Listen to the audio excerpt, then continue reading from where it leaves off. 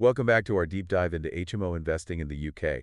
Last time, we uncovered those top cities for 2025, tackled those, sometimes tricky regulations, and got some great advice on financing and boosting rental income. Yeah, it was a lot to pack in. Definitely a lot to cover. But there's so much more to unpack. Today, we're going to delve into some topics that are crucial for, I think, long-term success in this market. Absolutely. These are the things you really need to think about. Okay, so what's first on the agenda? Let's talk about sustainability. It's becoming increasingly important for both tenants and investors. Yeah, our sources have definitely been buzzing about, the rise of sustainable living, even within the HMO sector. It's not just a trend, it's a shift in, mindset. Yeah? People are more conscious of their environmental footprint, and they're looking for ways to live more sustainably, even when renting. So how can HMO landlords tap into this growing demand for eco-friendly living? There are so many ways to make an HMO more sustainable, and it doesn't have to break the bank. That's good. Simple upgrades like, switching to energy-efficient appliances, installing LED lighting, improving insulation, Yeah. all of those can make a big difference in reducing energy consumption. Those sound like pretty practical, relatively affordable steps. Exactly, and landlords can go a step further by, exploring renewable energy sources, such as solar panels or heat pumps. Yeah, those might require a larger initial investment, but I imagine the long-term savings on energy bills could be pretty significant. Absolutely. And let's not forget about water conservation. Installing low-flow shower heads and toilets is a simple and cost-effective way to kind of reduce water usage. Yeah, and it's not just about the fixtures, right? Encouraging tenants to be mindful of their water consumption, that can also go a long way. Absolutely. Creating a culture of sustainability within the HMO involves both, those practical upgrades and promoting responsible habits among those tenants. Yeah, it sounds like a win-win situation. Landlords can reduce their operating costs, attract environmentally conscious tenants, and contribute to a greener planet. Okay, now let's shift gears and talk about a topic that often causes, well, headaches for investors: taxes. Ah, yes, taxes, the inevitable companion of any investment journey. And HMOs, with their, unique structure and income streams, they can present some specific tax considerations. So what are some of the key tax implications that HMO landlords need to be aware of? Well, first and foremost, a rental income from HMOs is subject to income tax, just like any other rental property. But the rate at which that income is taxed will depend on your individual tax bracket and whether you own the property personally or through a limited company. Right, so the tax structure can vary significantly depending on the individual landlord's circumstances. Exactly. Now, the good news is that HMO landlords can claim deductions for, allowable expenses, Okay. such as mortgage interest, property maintenance, letting agent fees. Right, so it's not just about the income, but also about understanding the expenses that can be offset against that income. Exactly. To reduce your tax liability, keeping meticulous records of all income and expenses is absolutely crucial for maximizing those deductions. That's a great tip. Now, you mentioned limited companies. What are the advantages and disadvantages of owning an HMO through a limited company versus owning it personally? That's a really common question, and the answer often depends on, individual circumstances. Owning an HMO personally might be simpler from an administrative standpoint, but it also means your rental income is added to your other income and taxed at your personal income tax rate. So for someone in a higher tax bracket, owning an HMO personally might result in a larger tax bill. That's right. Now, owning an HMO through a limited company can offer some potential tax advantages. Okay. For example, corporation tax rates are generally lower than income tax rates for those higher earners. Plus, you can potentially offset losses against other income within the company. That sounds appealing, but I imagine there are also downsides to using a limited company. You're right. Setting up and running a limited company, it involves more complexities and costs. There's also more paperwork and administrative burden. Okay, so it's not a one-size-fits-all approach. Exactly. It's crucial to weigh the pros and cons carefully and seek professional advice from a qualified accountant or tax advisor. They can help you determine the most tax-efficient structure for your specific situation. Right. Now, let's talk about a tax that often causes anxiety for property investors: capital gains tax, or CGT. Ah, yes, CGT. The tax that kicks in when you sell an asset, like an HMO property, that's, increased in value. That's right. And HMOs, with their potential for capital appreciation, can be subject to CGT when they're sold. The amount of CGT you'll pay depends on several factors, like the length of time you've owned the property, the profit you make on the sale, and your individual tax bracket. Okay, so it's not a fixed percentage that applies to everyone. Exactly. The good news is there are certain reliefs and exemptions available that can potentially reduce or even eliminate your CGT liability. That's good to know. So what are some strategies that HMO landlords can consider to minimize their CGT exposure. Holding onto the property for a longer period can be beneficial, as longer-term CGT rates are generally lower. You can also explore tax-efficient investment structures, such as using ISAs or pensions. Okay, it sounds like planning ahead is key when it comes to CGT. Absolutely. Consulting with a qualified tax advisor is essential to navigate the complexities of CGT and ensure you're taking advantage of all available reliefs and exemptions. Great advice. Now, let's shift our focus back to, I guess, a topic that's at the heart of every successful HMO investment, maximizing that rental income. After all, generating consistent cash flow, that's the goal of any property investment. Exactly.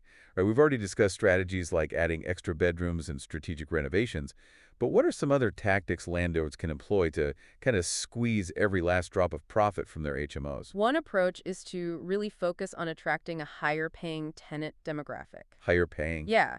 By targeting professionals or postgraduates, you can often command higher rents and potentially reduce tenant turnover. Okay, so it's not just about filling rooms, but about filling them with the right tenants. Exactly. Tenants who value the quality of the living space and are willing to pay for it.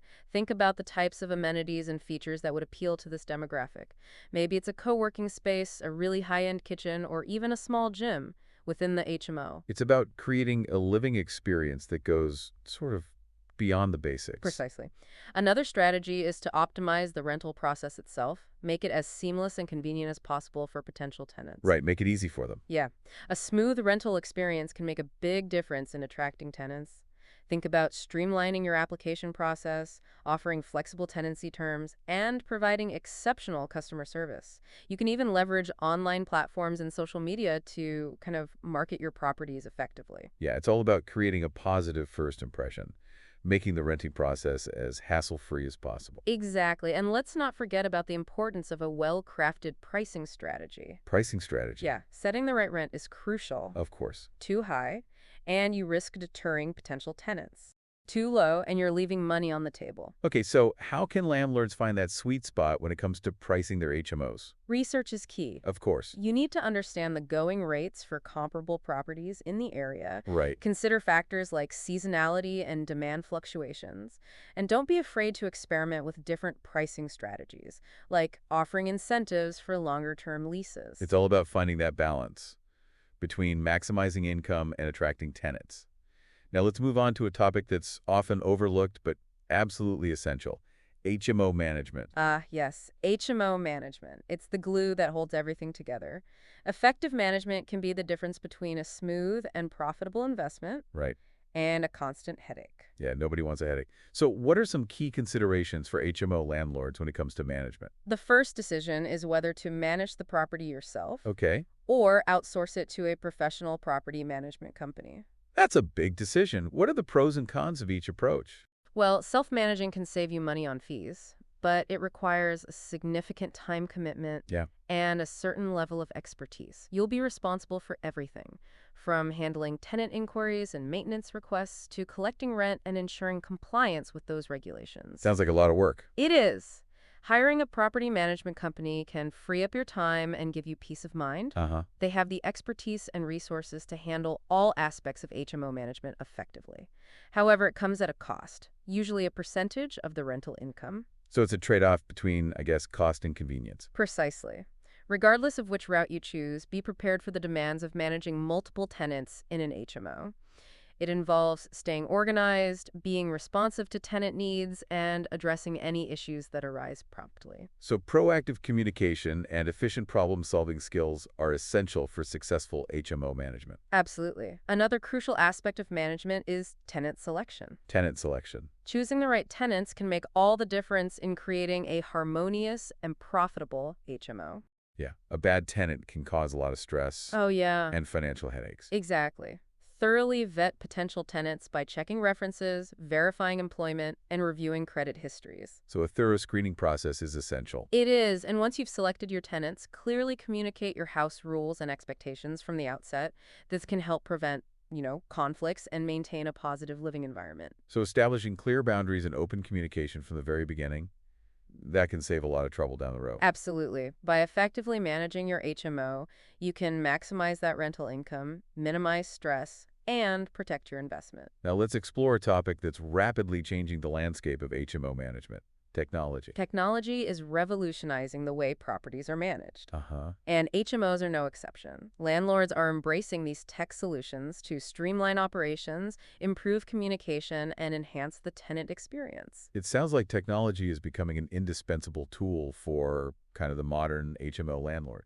It is. One of the most significant developments is the rise of property management software. Software. Yeah, these platforms offer a wide range of features, from automating rent collection and maintenance tracking to managing tenant communication and generating those financial reports. So it's like having a virtual assistant to help manage your HMO. Exactly. These software solutions can save landlords countless hours of, administrative work and provide those valuable insights into their HMO's performance. And then there are online platforms that connect landlords with tenants, making it easier to advertise properties, screen applicants, and manage the leasing process digitally. These platforms often offer features like virtual tours, online applications, and digital lease signing, making the entire rental experience more convenient for both landlords and tenants. It sounds like technology is streamlining and simplifying the rental process for everyone involved. It is, and let's not forget about smart home technology. Smart home technology. Integrating smart locks, thermostat, security systems, all of that can enhance security,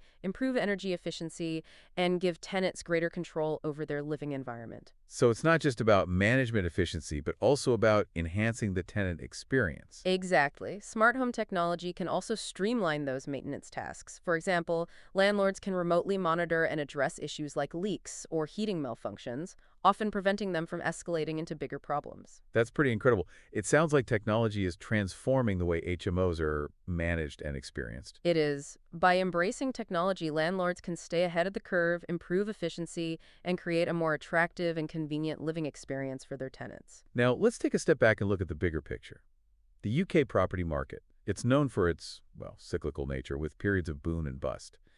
How can HMO investors navigate these kind of unpredictable waters? That's a great question. Understanding the broader market trends is crucial for any property investor, including those specializing in HMOs. So what are some of the key market factors that HMO investors should keep an eye on? One of the most significant factors is interest rates. We've already discussed the recent reduction in the base rate, which has led to more competitive mortgage rates.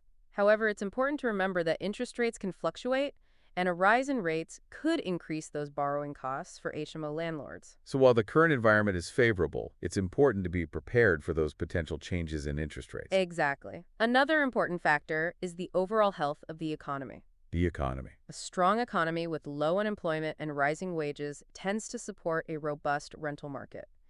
Conversely, an economic downturn can lead to, job losses, reduced tenant demand, and downward pressure on rents. So economic factors can significantly impact the profitability of HMO investments. Absolutely. And then there's the ever-present issue of supply and demand. In areas saturated with HMOs, oversupply can lead to increased competition among landlords and potentially lower yields.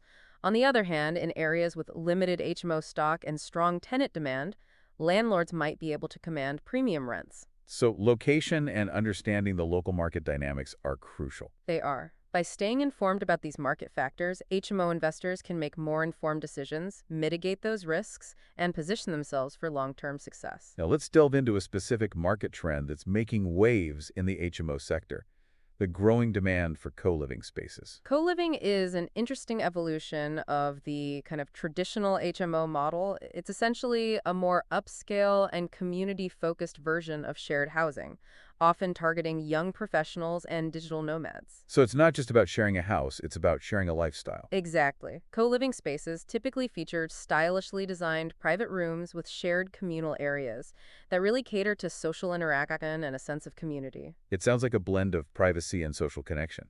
It is.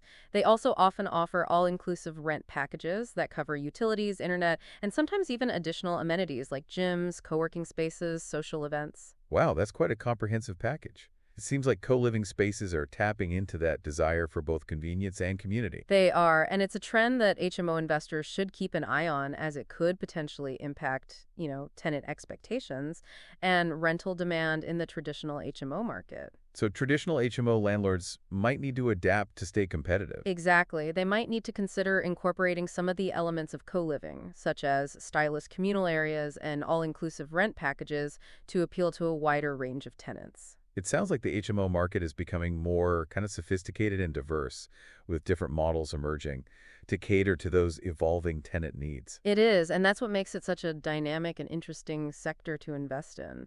Now, let's step back and reflect on the kind of bigger picture of HMO investment. We've covered a lot of ground in this episode, from sustainability and taxation to management, technology, and those market trends.